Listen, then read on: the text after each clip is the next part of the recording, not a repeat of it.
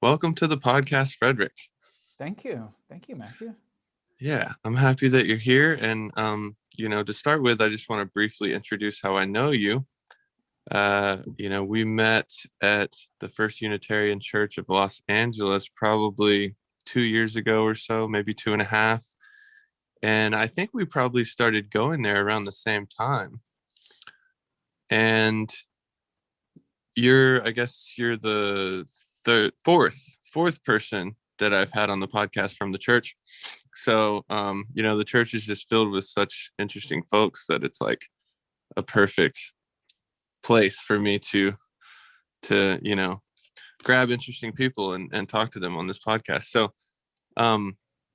that's how we know each other. And, for the last year and more, all the services and all that, everything at the church has been on Zoom. So we haven't been able to see each other in person in a long time. But I know that we've had previous conversations about a few different subjects and spirituality. So I know that you had some thoughts and experiences relating to some of the topics I talk about on this podcast. So I thought you'd be a perfect guest. Well, thank you. So Yeah. I'm curious, Matthew, do you have the same? So I have this problem, like even saying the sentence like "I go to church," Right. because Yes. it seems so like, and I know it's I know it's an issue for. I'm not the only Universalist Unitarian who like kind of chokes on that sentence a little bit. Yes. I'm curious what it's like for you. For the first long while after I started going to the church, I did like choke on that more, and I hesitated to even tell people that I went to this church, just because the word church has so much baggage, and I didn't want people to get the wrong idea. And so I still have a little bit of that, but I feel like I've gotten to the point now where I'm more, I guess, comfortable and confident to like say that. And then usually I try to give people an explanation and tell them about the differences between this church and Unitarian Universalism in general, from other, church communities and religious communities.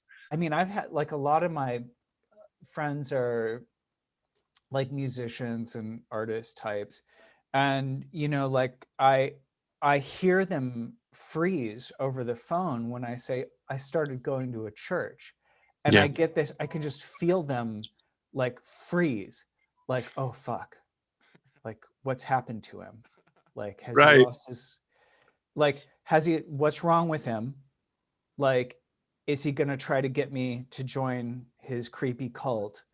Right. And then the next thing I'm like, yeah, I joined a church, but it's not like those other churches, which is the most culty thing that you can follow that statement up with.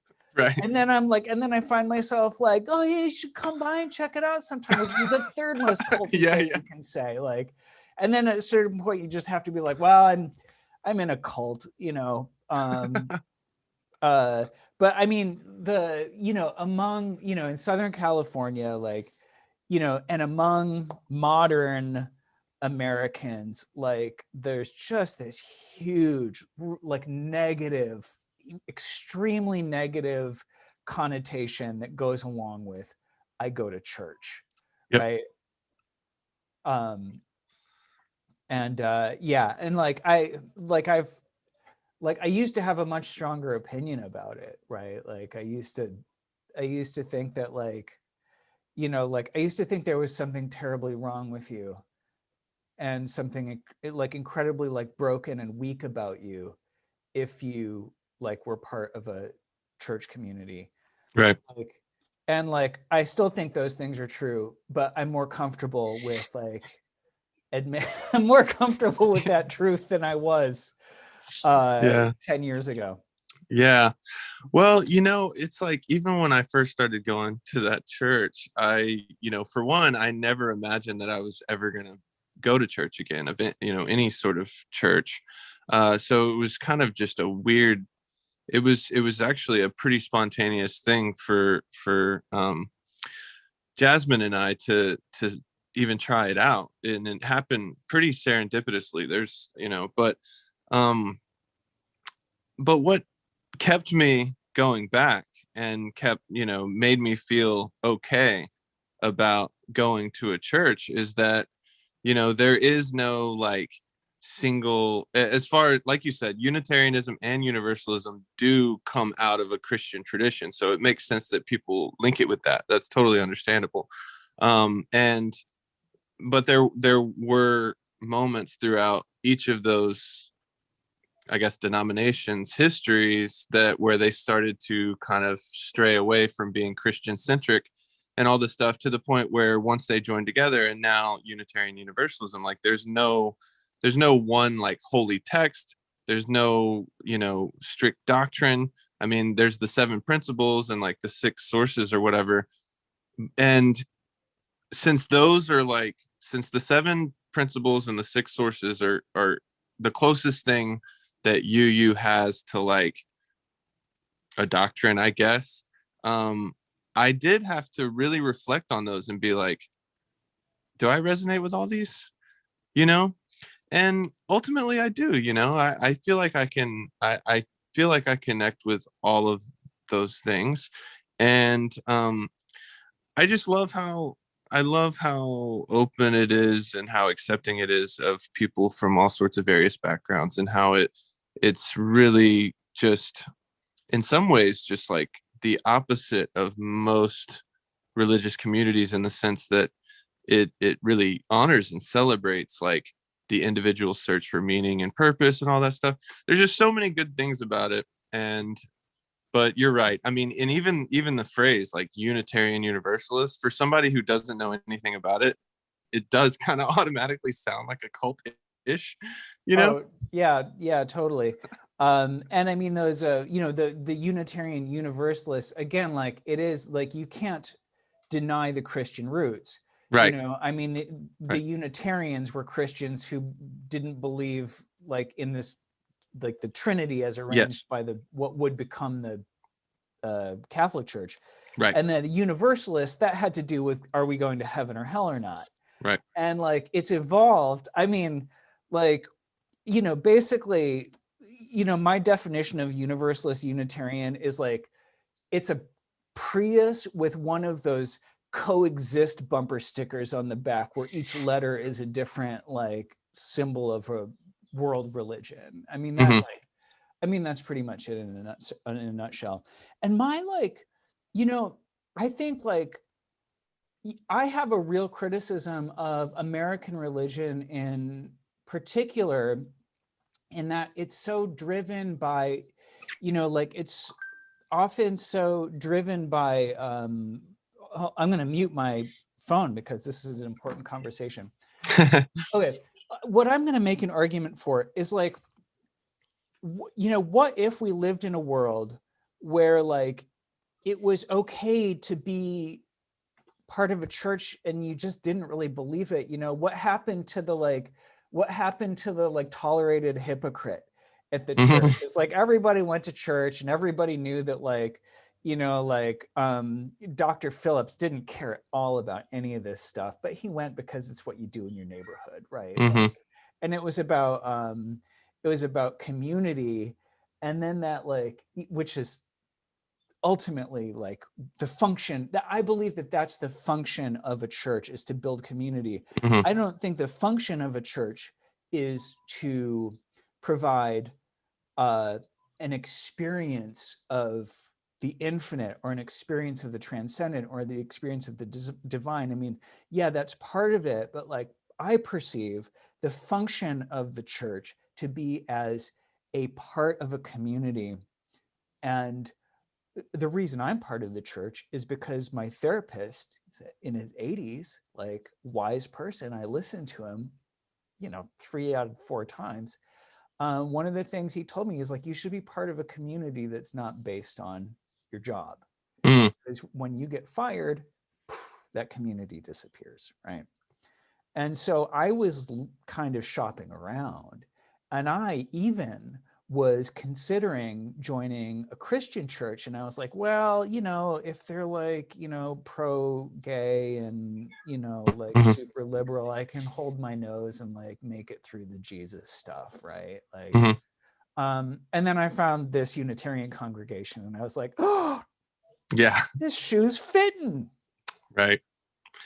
Yeah, I feel you. I think that, like, I guess ideologically, if I really want to boil down how the roots of Unitarianism and Universalism still kind of bleed into what they are today, minus the kind of the Christian centric aspect of it, is that Unitarians ultimately were saying God is one, right? And I think that obviously there's tons of members there's members at our church, and there's members in like UU as a whole that are atheist or theistic or agnostic or whatever. There's a wide range of people's belief systems, and there's a lot of people that are involved that don't have any sort of belief in God or a vision of the divine or a sense of like explicit spirituality or whatever, which is totally cool. And I'm glad that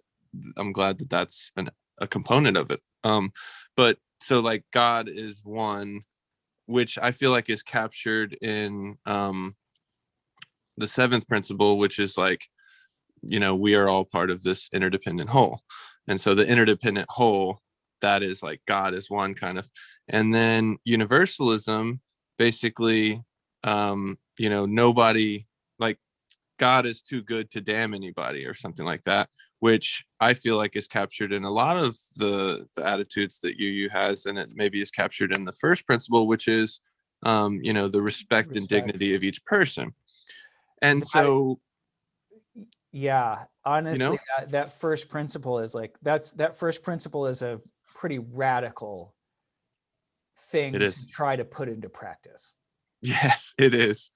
Actually, I have a thing what I was thinking about.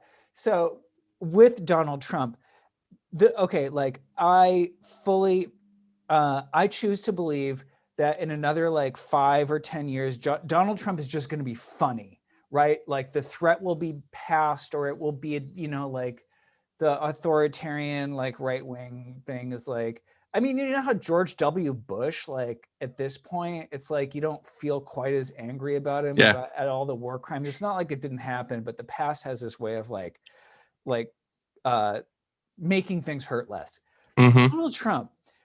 Oh, okay. Like, I know you're into alchemy. Mm-hmm. The man has a gold toilet, right?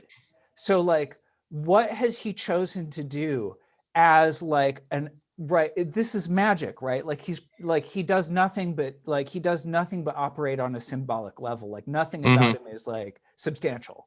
It's Right. all like ethereal, like and the fact that like it almost makes me like him. Okay, like just the sheer perversity, and that like it's fucking hilarious, right?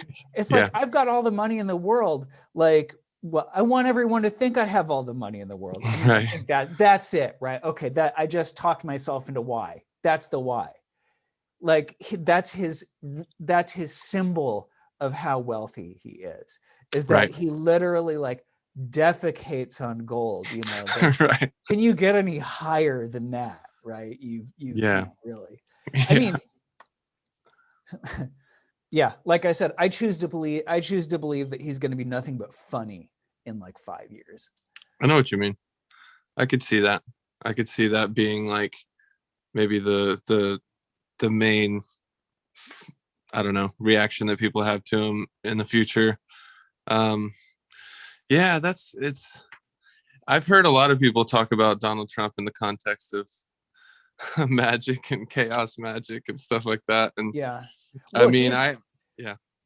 I mean, I think there's a reason. I think it's because he's like the most powerful chaos magician the world has like seen Mm-hmm. in ages. I mean, he Mm-hmm. literally gets away with just so much bullshit. Like he's able to break so many laws, Mm-hmm. and like he really is like doing this amazing reality bending. Mm-hmm. And like the problem is the energy he's drawing on is all very nasty shit, Right. and no one else will touch it, right?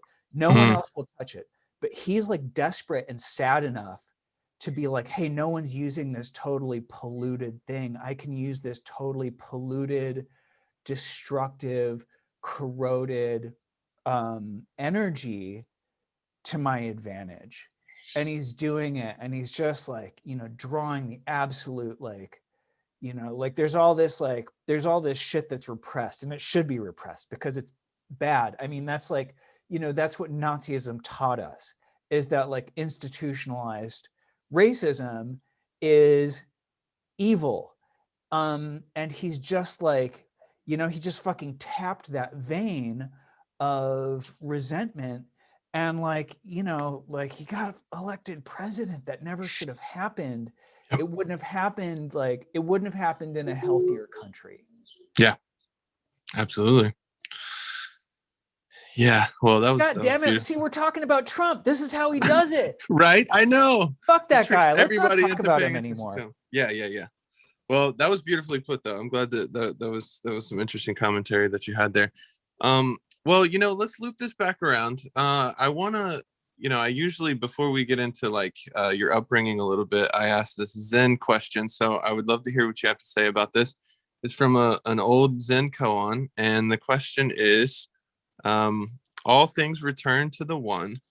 Where does the one return to? I heard you ask this question before, so I feel like I should be better prepared, but I'm not. That's okay.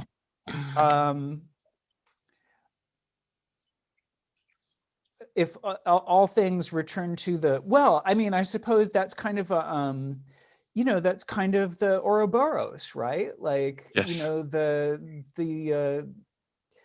kind of the Ouroboros. It's kind of turtles all the way down too. I mean, Mm-hmm. that's the infinite. I suppose if you Yes. can really get your head around that, then it might take you a little bit of time to come back down to earth. Right. I've heard you say the infinite a couple times, so we're going to have to talk about that word in a bit, because that's something I think about a lot. Well, obviously, you named your podcast. Right, exactly. Infinite I Weird. can't stop naming things after it too, because like the poetry book I'm writing right now is called the Infinity Poems. I just feel like infinity is the most exhilarating thing to think about when it comes to spiritual and cosmic matters. Well, I find that hard to argue with. Yeah. Okay. Well, so when you were growing up as a kid and a teenager, did you grow up in a religious family or a religious context at all? I did. So my mom was and is a devout Catholic. She was from a thoroughly Catholic matrix. She grew up in an environment where her whole family, large Catholic family. She's one of 11 children. One of her brothers is a priest. Like their neighborhood was Catholic. Like that, it was, like I said, she grew up in a Catholic matrix, right? It was a Catholic world. Yeah. And she, however, my dad, on the other hand, not particularly religious. He was a doctor. So more of a modern take on metaphysics. Actually, not much patience for metaphysics, although he did like going to church. Mm. So I saw, so my mom was religious, my dad wasn't. I went to Catholic school, and I never had any experience that encouraged me to have any like faith or relationship with the church. It was just something I had to do. Mm-hmm.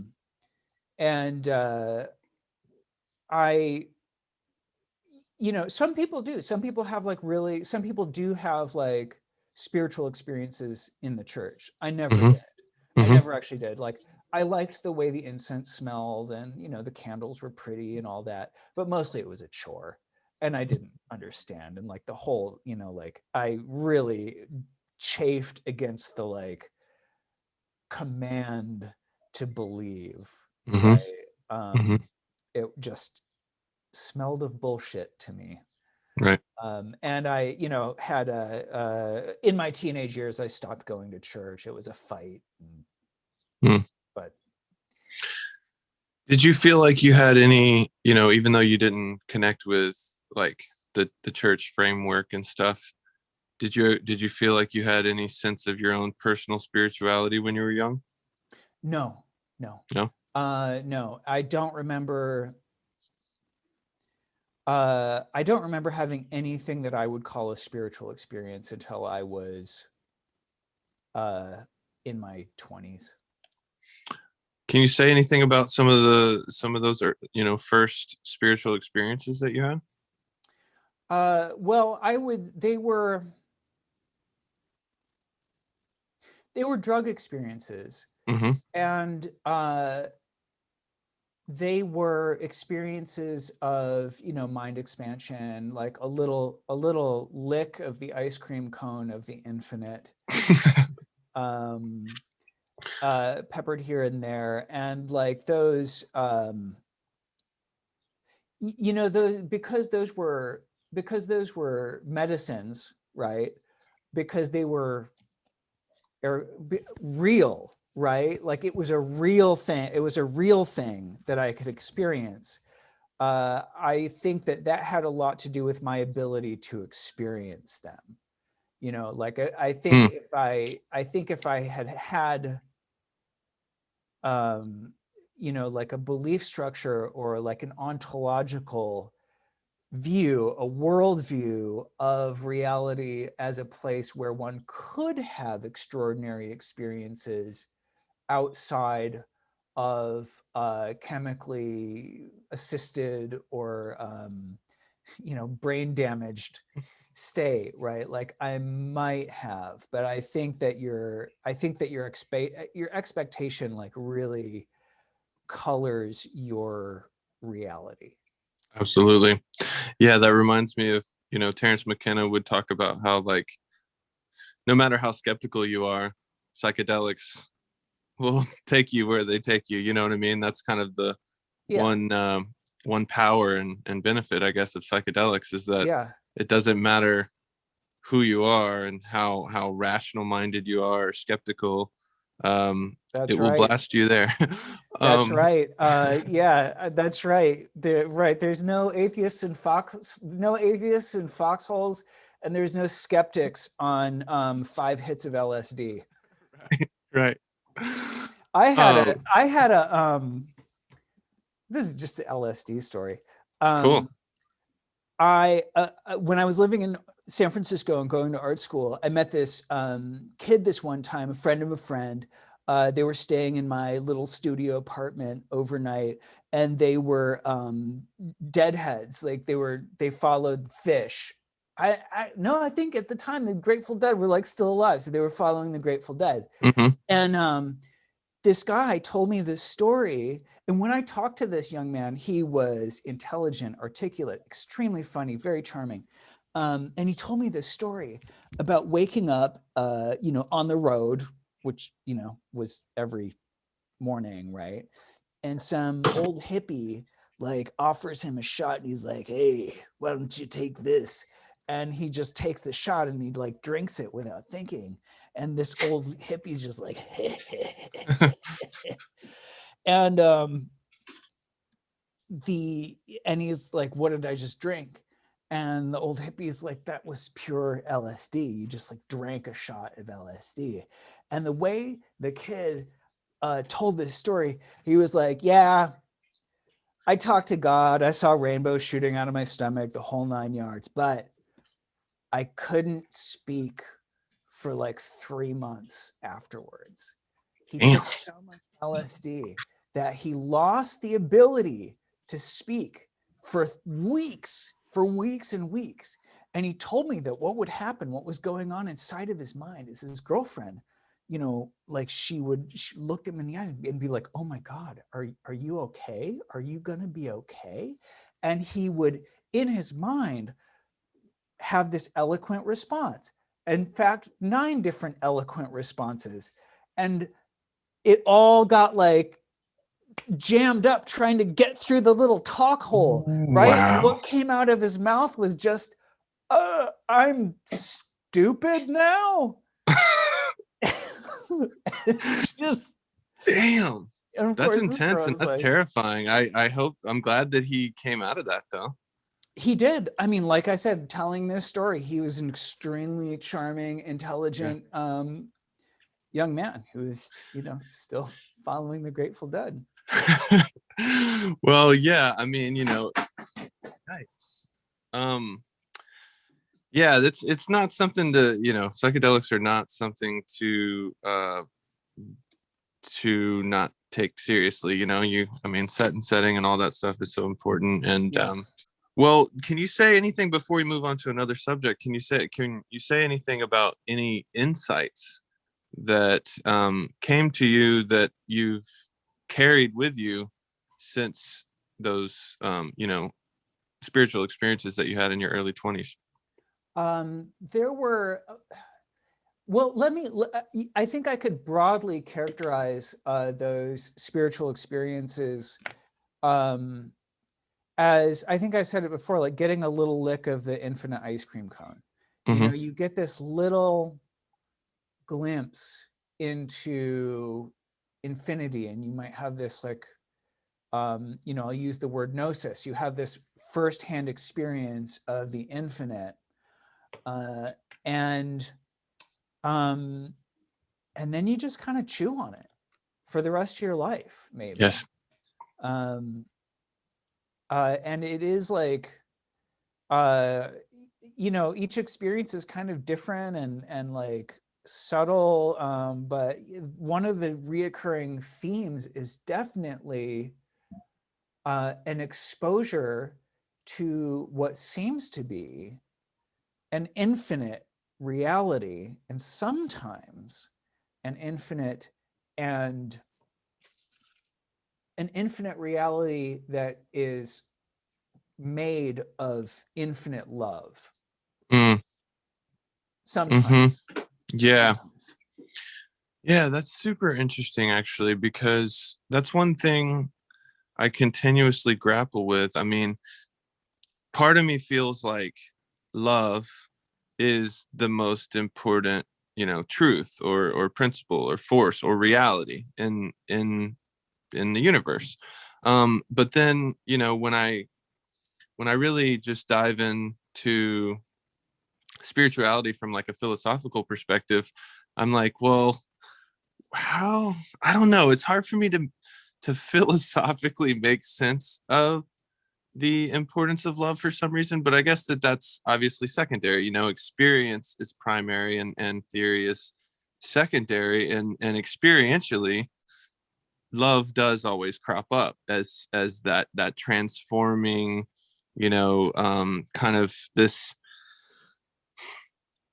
thing that launches you into presence and that launches you into kind of open-heartedness in a way that makes you feel connected with others and connected with your environment. And yeah, you're right. So psychedelics often, what's the word you use, expose you or give you an exposure to that. And there's this warmth and there's this love there. And so I agree with you. And I mean, so many of the really important figures in like the 50s and 60s who became big spiritual teachers, you know, they all, obviously not all, but most, admit that, you know, it was psychedelics that kind of gave them that glimpse or that lick from the ice cream of the infinite or whatever, that they spent the rest of their lives trying to. I mean, I guess in the case of Ram Dass, it's like he loved what psychedelics offered him and you know, revealed to him, but he also didn't like the fact that he always came down and he went on his search, and he went to India to find out, well, how can I not come down from this, or how can I have something that's more, how can I abide in this more, consistently, and not rely on the psychedelic. And yeah, so I think on the most useful and basic level, those experiences give you that glimpse and that exposure that, make you realize that that is there.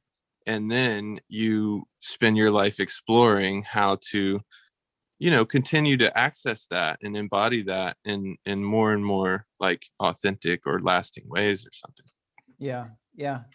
I think there's a funny thing that seems to happen too, is that, and these sound like cliches, but like people keep discovering it for themselves. Love is the answer, and the answer was inside all along. I mean, Yep. look at, Siddhartha the Buddha, right? Like he just put his body through all kind of nonsense, right? Mm-hmm. He put himself through all kinds of hardship and nonsense because he was trying to solve the problem of evil, more or less, right? Yeah. And what did he come back around to? Moderation, the middle path. Yeah. Try to be a good person. Live Yeah. your life. Right.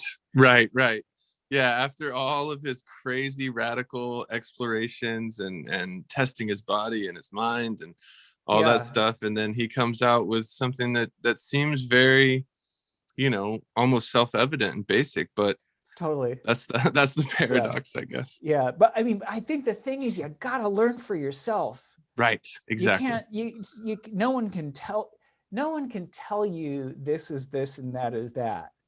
Right. You gotta go live your life. Like put yourself through your journeys and your tests and like challenge. That's all part of. That's all part of life too. Is putting yourself through all kinds of hell in order to like appreciate how nice it is to like not be in hell. Right. I know. It's so true. It's so paradoxical. And that whole emphasis on direct experience, I think that's kind of the first seed that started pushing me away from, institutionalized religion and stuff, is that I was like, I'm not going to believe this just because you're telling me to believe it. Like, I need to go explore for myself. And then if my direct experience reveals things that line up with any of these traditions, then I'm like, cool, and if it doesn't, then I go my own way. And so, yeah, that's beautiful. Well, could you say anything about, I know that this is a big question. This is a tough question. And, but what do you feel like is your own current spiritual philosophy, like in a nutshell, I think it's, whatever floats my boat, whatever works. Mm-hmm. So it's a pragmatic spirituality. Mm-hmm. What do I like? And it's a very like embodied spirituality, Mm-hmm. right? Like I'm like I'm hungry, I need to eat, not too much, right? Like I need to walk, that's part of it. Mm-hmm. And like love is the answer. Love is the answer, not because it's like true, it's the answer because it works for me. So it's kind of this is a bit of a tangent, but I think no, this is about my spirituality. Mm-hmm. It's kind of a recognition that the left-hand path, the selfish path, Mm-hmm. leads you back around to the right-hand path. Because if you're a relatively normal human being, if you're relatively like, sociopaths are going to be outliers, right? But if you're a relatively normal human being, like the thing that's actually going to make you happiest is like being a good person. Yeah. And being good to the people around you. Yep. And not thinking about your own happiness all the time, but thinking about how you can make the world better. Yeah. And so it's very like, it's a trick the universe plays on you. Like if you set off in the direction of like your own pleasure, right? Pure hedonism, right? Like I Right. don't really, like I don't believe in being good, right? Like I'm not concerned with that. All I want to do is experience the most amount of pleasure and the least amount of pain. My experience is that actually, like, you wind up in a Unitarian Universalist church, like, like Yeah. making nice friends and actually like eating healthy and meditating and going on walks and. That's amazing. Yeah, that reminded me of that William Blake quote, the road of excess leads to the palace of wisdom. And it's like, even if you do take the left-hand path, or like whether that's selfishness or excess or whatever, it kind of loops you back to what you're saying, to just the practicality and the pragmatism of just being kind, treating others well. Yeah. Trying to contribute something positive to the world. It does feel better. Yeah. On a practical level, about practice, Mm-hmm. I practice Transcendental Meditation. Yeah, I want to hear more about that. So it's 20 minutes twice a day. And I'll just share this because I find it a really beneficial practice. One of the things I really liked about the TM philosophy is they were really big on not making it a chore and not making it this thing that you're trying to do. Mm-hmm. And I think it's a wonderful practice. And so I do it 20 minutes twice a day. I'm really good about that. But when I sit on the cushion, half the time I'm just daydreaming and I Right. don't even worry about it. Like, I don't even Yeah. stress about it. Like if I spend the entire 20 minutes just like daydreaming about like this and that, well, I did my 20 minutes. Yeah. Maybe I'll get through the mantra 3 whole times, but Yeah. it's very beneficial. Very beneficial. I'm a cheerleader for meditating badly and often. Yeah. Well, it's funny. I mean, every single person that has, that has a transcendental meditation practice that I've talked to, they all just have nothing but positive things to say about it. I guess I try a lot of different types of meditation, but I did, well, actually, I asked Jasmine year 2 ago, I don't even know, to like give me a mantra, and then I gave her a mantra, and I've actually used the one she gave me because I really like it. Whenever I do like mantra meditation, that's what I use, and so I feel like, and I just kind of try to say it over and over, and I feel like that's kind of similar to what transcendental meditation is all about.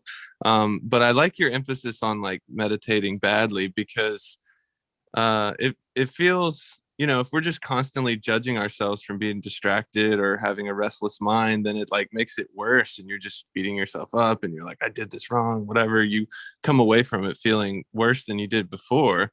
But if if you are non-judgmental and open and gentle about it, and it's like, oh well, I basically was distracted this whole meditation session, but like, that's okay. Yeah, it's totally fine. Yeah. On that, like, I think I haven't, if your goal is to have a radically if your goal is to have a radically transformed consciousness, Mm-hmm. then I'm not so sure that style of meditation would get you there if that's where you want to go. But I mean, if that's where you want to go, like, you might engage in other more like, I mean, you know, there's always drugs. If you're not into drugs, you might put your body through some kind of like physical hardship. You might fast, or you might exercise intensely, or you might deprive yourself of sleep. Any one of the many things that you can do to like get yourself out of your head or out of your normal state of consciousness. Right. Altered state of consciousness. That's right. Yeah, there's so many different approaches, so many different things that can unfold from different techniques. It's pretty exciting. I like the wide range, and I like to have an experimental approach to my own spirituality, and that's why I kind of try to pepper my practice with a bunch of different types of techniques and meditations and magical practices and stuff like that. So one thing I like to ask people about is kind of the role of magic and love in their own spirituality. We've talked about love. So, and I know, we've talked about magic in the past. I know that you're at least interested in it. So, what role does magic have in your own spirituality? I found magic, and I think this is a really interesting and exciting time to just be alive. There's so many interesting new spiritualities emerging. I think we must be living in something that would have been as syncretic and eclectic and exciting as Alexandria in Egypt, like in the first centuries of the Common Era. So here's my thing with magic. I was in my late 30s and drinking too much. And I was on Facebook at work, and I had something was playing. It was like a friend's page, and it was like a lecture that took place at one of the hipster gallery art spaces that my band would have played at, right? And that's how I ran across this video. This guy named Jason Louv talking I know about Jason Louv. chaos magic. Oh, do you know him personally? No, I don't know him personally. I just know of him. I've listened to a lot of his stuff. Yeah. I know him. I like barely know him personally. Okay. Some of what he says is unacceptable to me. But, yeah. But like, I never know if he's like trolling. Just being a trickster or what? Never know if he's trolling. Yeah. Anyway, he's giving this lecture, and he says this thing that I needed to hear. Like, the universe put that little podcast for me to hear right then and there, because what I needed to hear was, you can be an atheist and practice chaos magic.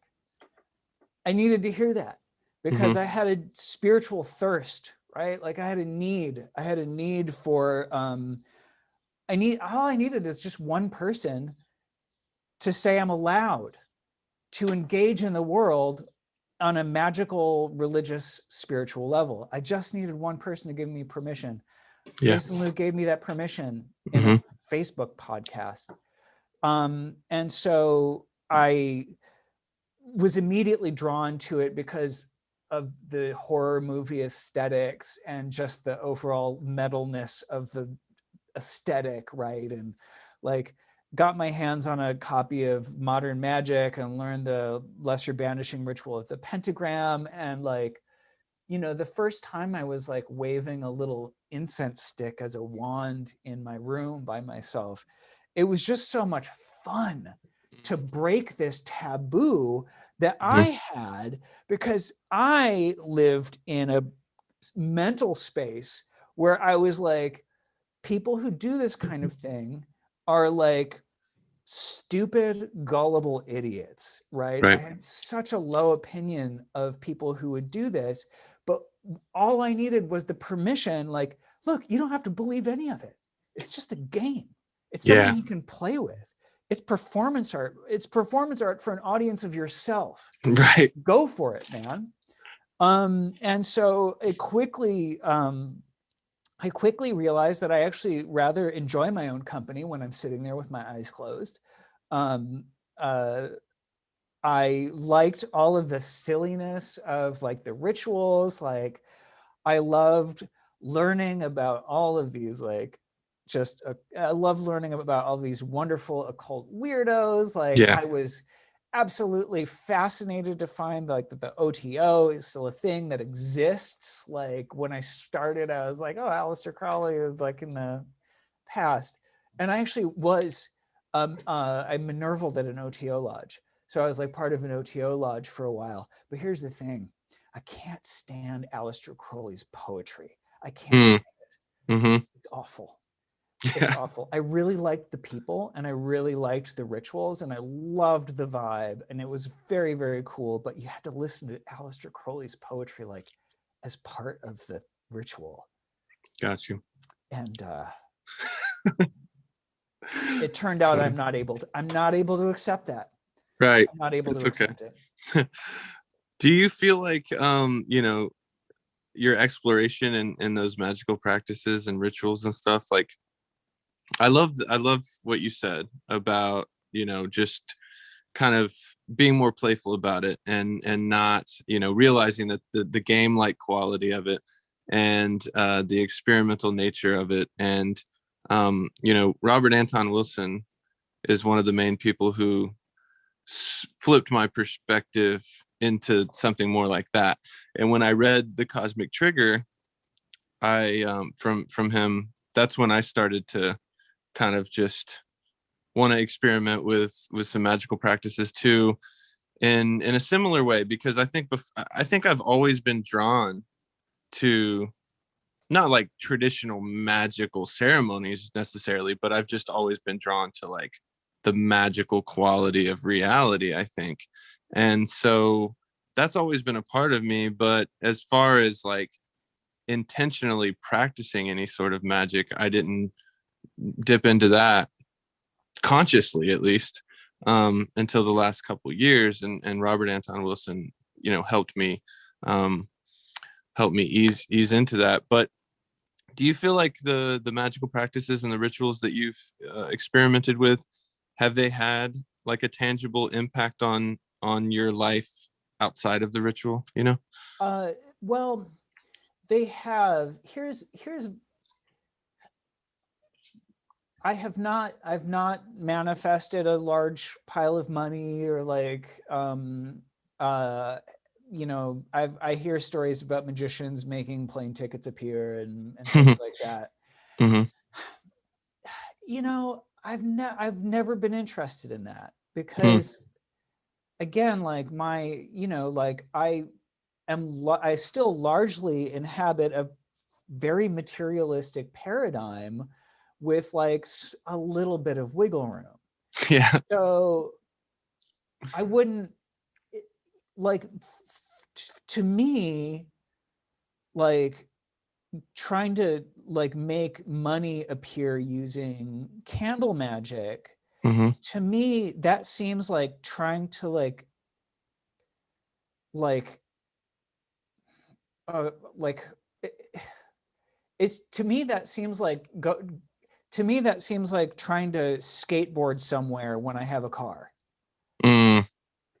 If that makes sense. Like it's not my, I wouldn't use that tool for that. I don't use magic for material gains. What I use magic for is like psychic self-maintenance, psychological work, self-enrichment.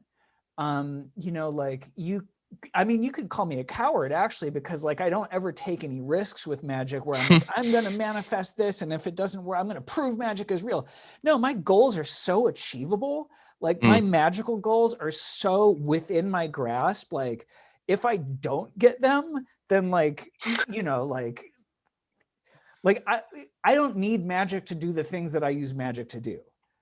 And that's why my magic works. I like that. I feel like I have both sides of that. I mean, I think mainly I use magic to manifest certain states of mind, and like you said, I mean, I don't necessarily need the magic in order to be put in that state of mind, but I feel like, I mean, one main benefit of magical practice is just the power of intention. it just makes you realize the power of intention. And so you focus your intention, and then naturally, whatever your intention implies, like, starts cropping up in your life, because it's almost like, I think about it as kind of the quantum field of potential. It's like you're actualizing certain things from the quantum field of potential just through the power of your intention and focus. Oh, absolutely. Yeah. But I would be lying if I didn't say that I haven't tried to use magic to manifest material gains as well, and I feel like it has worked sometimes. And it can work. It does. I mean, everyone, like, so many people say it does. I have like, not negative experiences with it, but like, I use tarot cards, but I don't use them for divination. And the reason is, when I have tried to use tarot cards for divination, I wind up stressing myself out about things that I can't control. Because, like, I start, like, I'm like trying to read the cards, and I'm like, ask it a specific question, like, and then like try to read into it. And then I find myself just like anxious about things that are literally outside of my control. Like, and that kind of experience puts me more towards working in like easier to achieve magical goals, right? Like, I don't like being frustrated and not knowing why something didn't work, which is like kind of inevitably what you're going to wind up with if you're like, yeah, well, the whole pragmatic approach, or the line that always comes to me is like, the truth is what is useful with stuff like this, and so any techniques or practices, whether it's meditation or otherwise, if it doesn't feel useful and it's only causing more unnecessary suffering, then it's not, that's not the path for you. One other thing that I like to ask people about is, in addition to the 5 conventional senses that we think about, what do you feel like is the 6th sense? Oh gosh, can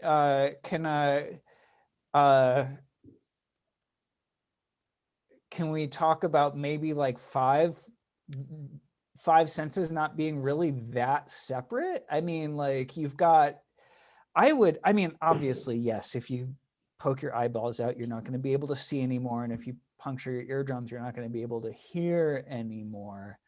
But like, the line, the dividing line between those senses is not like, we're not gridded out, man. We're like holistic and whole, beings. And actually, I think I really enjoyed your conversation with John. I think he spoke something to this when he said that, like, me snapping at someone because I was in pain, that was me. It was me in pain, but it was me.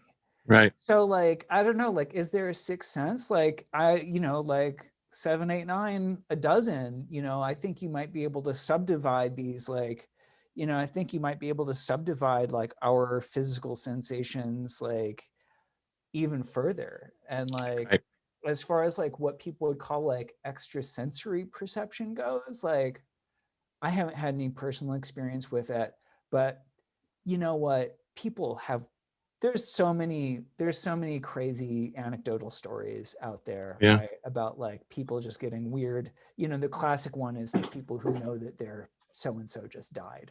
Right. Like, Exactly. you hear those stories all the time. That would be my non-answer to your question. What's the 6th sense? Like, what about the other 19 senses? Right. Yeah, no, that's cool, because you're saying that there's more than 6, and simultaneously the way we break all those down is kind of in some ways arbitrary, because it's just one, it's one, like, it's one organism, it's one interdependent whole. Useful for dentists, I suppose. Yes. Ophthalmologists and ear, nose, and throat doctors. I guess there is a point in discerning, right? Right. Like, exactly. Well, I mean, you know how it is, right? Like you can't function if you're in the infinite. Like if Right. you're having an experience of the infinite, that's all you're doing, Right. man, lady, Yep. Yep. others, Yep. right? Like if you are full on experiencing the infinite, I hope you're not driving. Right. Exactly. Because you're probably going to need you're going to need to experience that, and then you're going to need a minute to like integrate that experience after, and it could take you, it could take you a couple hours or a day, or in the case of my friend who drank a shot of LSD, it might take you 3 months before you can even speak English again. Right. I know. Yeah. I think about that sort of thing a lot, and I made a video the other day about the infinite and the finite. And it's such an interesting paradox and tension in the universe in general, but in our own being, because we are an expression of the infinite. We are no other than the infinite. But in order to make reality intelligible and manageable and the infinite has to become finite, in the sense of the infinite, from its infinite potential, creates an infinitude of finite forms. And each I love it. Right, an infinity of finitude. right. And so the infinite creates this infinitude of finite forms, and each of the finite forms in its form self is not infinite, because it has an expiration date. It's temporary, Yeah. but nevertheless it is the infinite expressing itself. And so I think that, if there's too much, like in spirituality, like if there's too much emphasis on having an experience of the infinite, then you're right. It becomes so disembodied. It becomes so removed from our own personhood and our own individualized subjective experience, that it pulls that ground from underneath us, which I think when we get glimpses of that and when we practice tapping into that, like in little bits, I mean, I think that can be good. But I think that it ends up, to me, it makes most sense to realize that, to acknowledge infinity, to acknowledge that we are expressions of the infinite, and that our timeless awareness inside of ourselves is, maybe, I don't know, that feels infinite in itself too when we experience that. But nevertheless, we still have to wake up. We gotta live our individual lives. And so any of the spiritual paths that ultimately try to yank us from our own individual lives, I'm always resistant to that. Yeah. I have a little question for you. Mm-hmm. Do you perceive, or have you experienced, or is there anything that would lead you to think that um, there is any record at all kept of the finite bits, like as part of the infinite? Like I'm not so much asking if like you think like we continue to exist after we die, Mm-hmm. although I guess that's inside of this. But Mm-hmm. do you think there's like a record after we've lived? Do you think that our lives continue to exist in any way that might be accessed by something else? That's something that I can't, I don't have a definitive answer, but it's something I explore. I've been thinking about that a lot. And I actually made another video called Spirit and Soul that really touches on that same thing. Oh, I feel like the absolute, um, and I mean, this is just a really loose vision that I have right now, but it seems like, I don't know, I like thinking about it. So I feel like the absolute expresses itself in two primary ways. One is the spirit, which is the unconditioned and the timeless, that doesn't really it doesn't store anything. It's just being itself. mm-hmm. Okay. Yeah. Um, and then the soul, I've been thinking of not, and when I say that, I'm not really talking about like an individual soul. I'm talking about like the soul field, basically. And I think that, like, when you think about Carl Jung's The Collective Unconscious, and how I think that the humanity's soul is something like Carl Jung's Collective Unconscious, where there are these stored archetypes and stored motifs and stored symbols that actually is not static. It continues to evolve. So I think that, you know, so I don't, I don't know, but Yeah. it seems, I don't know. To answer your question, I think that there are like energetic imprints or something. I think that I watched a Netflix documentary series about how it explored a bunch of stuff like this, but one of the episodes was about past lives, and there was this kid who claimed that he had all these memories from this guy who lived decades earlier, blah blah blah. And this kid, he made a long list of these memories, and a lot of them matched up with Yeah. this other guy's life. And so who knows how that's possible, what that means. But at the very least, I think that there is like this field that is non-local. There's a non-local field. And so, for example, like if somebody comes, has a discovery or an insight, I think that insight can be stored in the non-local field, and somebody on the other side of the world can access that, because time and space don't really restrict that sort of thing. Okay. Well, yeah, yeah. That's really interesting. I mean, I don't know either, but Yeah. definitely um, uh, very interesting to think about. Well, in order for evolution to be possible, right? In order for things to, it's like the whole Ken Wilber, everything includes and transcends what came before it, right? So, in order for it to include what came before it, it has to be storing stuff. And so, there is just for evolution to be possible, there's got to be this element to reality that stores things in order to build upon it, and then and evolve past Yeah. it or something. Yeah. I love that. I was wondering if you were familiar with Ken Wilber. I'm not. I haven't read a bunch of his stuff, but he said something that like I just it excited me because I was like, oh my God, that's true. I think he basically what I heard him say is like, look, you can have like a really amazing like religious or transcendence experience. Like, it doesn't make you a good person. Yes, exactly. And like in our culture, we really conflate these two things like on a line. Like the goodest are the most spiritually evolved. But Right. like it's so not true. Have you seen Mandy? Mm-mm.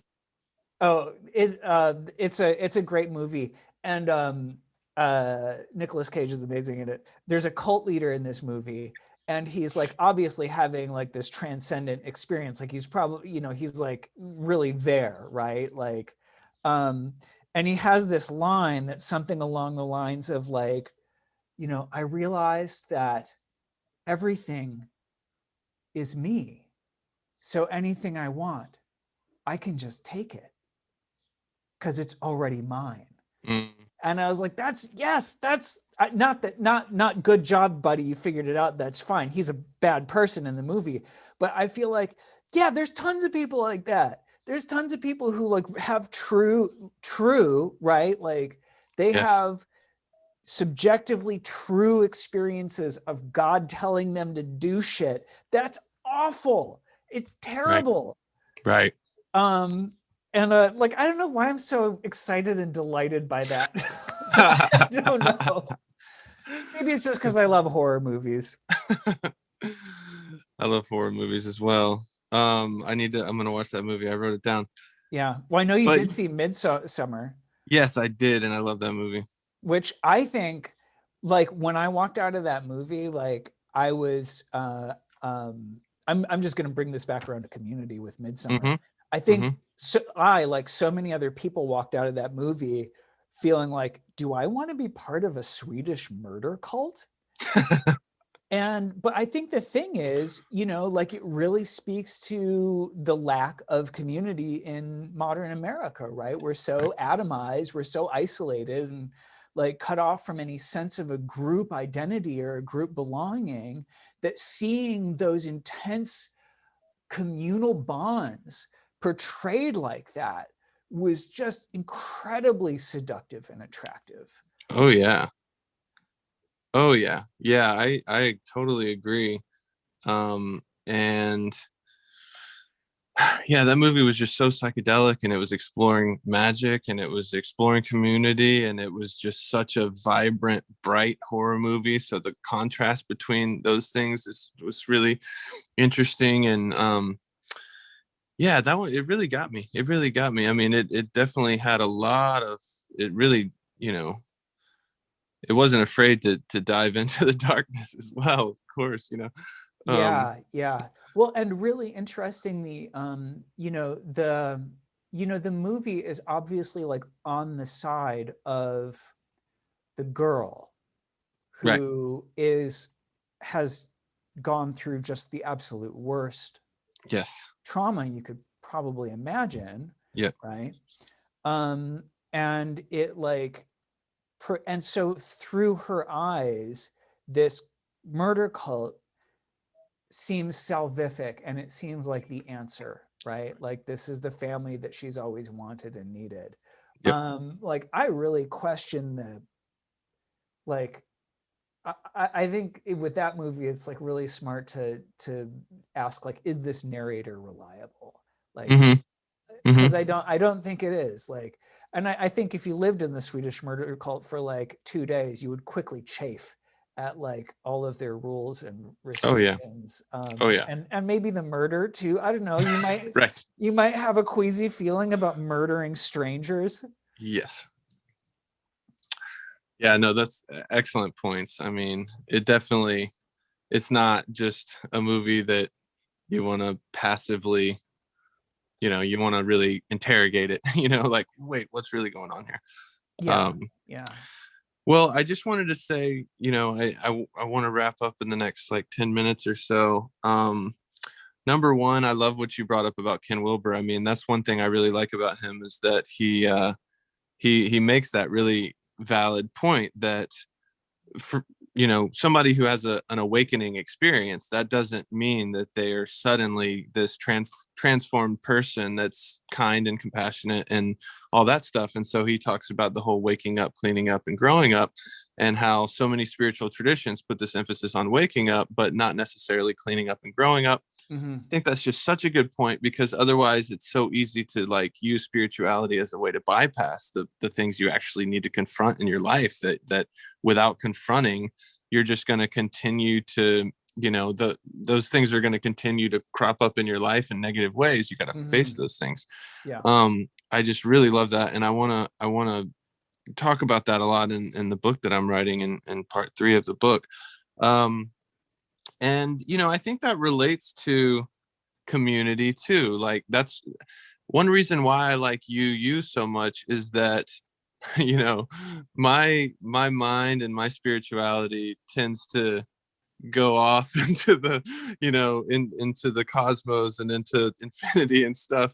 And so I need something that anchors me back down and grounds me, and I feel like you is one of the most grounded spiritual paths that I can imagine. And it really just keeps me trying to be embodied, and it keeps me like, remembering the importance of community and other people, and social outreach, and like Yeah. doing these things on the ground. Yeah.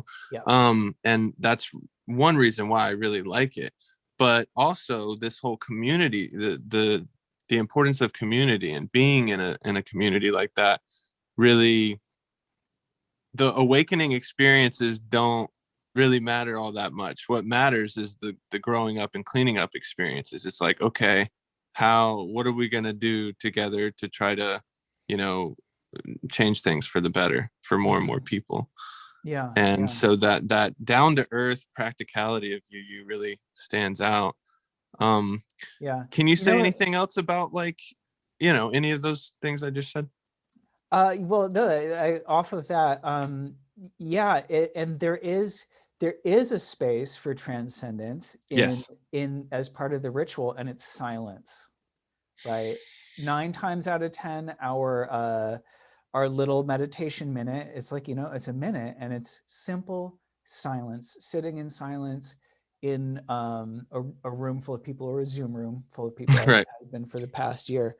And that is incredibly powerful, especially if, and I think this is largely true of like the UU community, many of us have some kind of meditative practice. Mm-hmm. And so to have that opportunity to come, and this is going to sound weird, but to strut your stuff in a group Mm-hmm. with your eyes closed in silence, I love it. Like I remember just being so happy when the first time I was there, and they said, we'll close our eyes for a moment of silence and meditation. I was like, I know how to do this. I was happy too. Yeah. Uh, I felt the same way. yeah, and they are wonderfully wonderfully grounded in service. And I that you one of the things that reminded, when I found that church, I was immediately reminded of the Catholic church that I was a part of when I was a youngster. And I said before that I didn't I said I didn't really have any like transcendent spiritual experiences as a youngster, but I did have experiences in church where I really felt the love of the community, and I felt the communal goodwill. And it was a church full of very loving, good people. They were extremely focused on helping the senior population in the area they were in, the Cass Corridor of Detroit. And this was a church that my mom found, and she just found it because she liked it. And they were just good people who wanted to do good things. Mm-hmm. No hellfire and brimstone, like Mm-hmm. that wasn't what they were about. And Yeah. I immediately kind of smelled the same vibe at that UU church, where it Nice. was like, this is about like, it's about service to the community. It's about like, kind of walking the walk. Yeah. Um, It's uh, challenging. It's yeah, challenging in that way, yeah. Oh, and I'm like, I give myself the same like permission to suck at it as being a UU that I do with meditation. Like I'm a terrible UU. Like I don't very I mean, at least like I'm not like I like I'm not a lawyer like making the world a better place. Like I'm not like doing social justice work really very much at all. Mm-hmm. Like I'm a miserable example and proud of it. I'm Yeah. proud to be a miserable example of a Universalist Unitarian. I think it's a fantastic organization, and I expect them to continue to put up with me. Yeah, no, I love your honesty about that. And I mean, I feel the same way. I feel like I'm comparatively, you know, I'm not a very good UU. And the people at church definitely, yeah, they do challenge me. They push me, and they inspire me, and and I try to find my own lane in that community. I'm like, okay, what seems like the most compatible and authentic way that I can actually be a part of this community? And that's why I'm doing the writing group. And then, when they asked me to do the poetry service, I'm like, this is awesome. I can't believe that's what's so cool too. It's like, the topics are so wide ranging, and even though I said awakening might not matter as much, I think that is kind of true. But at the same time, if somebody wants to talk about awakening and talk about it in the context of, what we care about at church, like that's totally welcome. And so I feel so grateful that even though I am a bad UU, they still, they still, they see me, they hear me, and they provide any space for me to bring whatever to the table that I can bring. And it's beautiful. Yeah. It's a rare gem. Honestly, I really feel like that particular first U in Los Angeles is like a little bit of lightning in the bottle. Absolutely. There's something happening there. It's I very completely cool. agree. Yeah.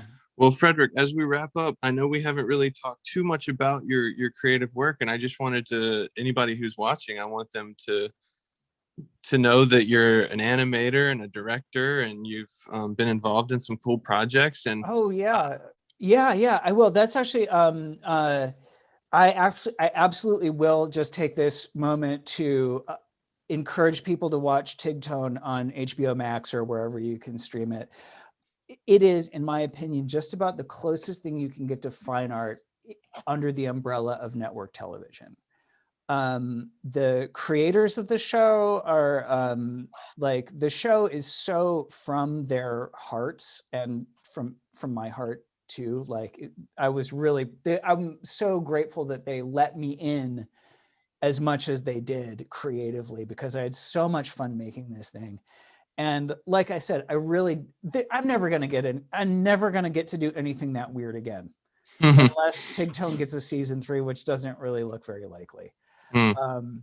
So I would, yeah, no, thank you for the chance to plug this show. And it's absolutely. like, it really is just extremely weird. It's violent. Just, be prepared. It's an Adult Swim comedy cartoon. But like, it is like, again, like, I think it's just about the closest thing you can get to fine art within the paradigm of network television. Love it. Love it. That's awesome. Well, I really appreciate you coming on to the podcast. This was super fun, Frederic. And, we should do a part 2 sometime. So much fun, Matthew. Yes, agreed. Yeah. All right. Well, I'll talk to you soon. Peace out.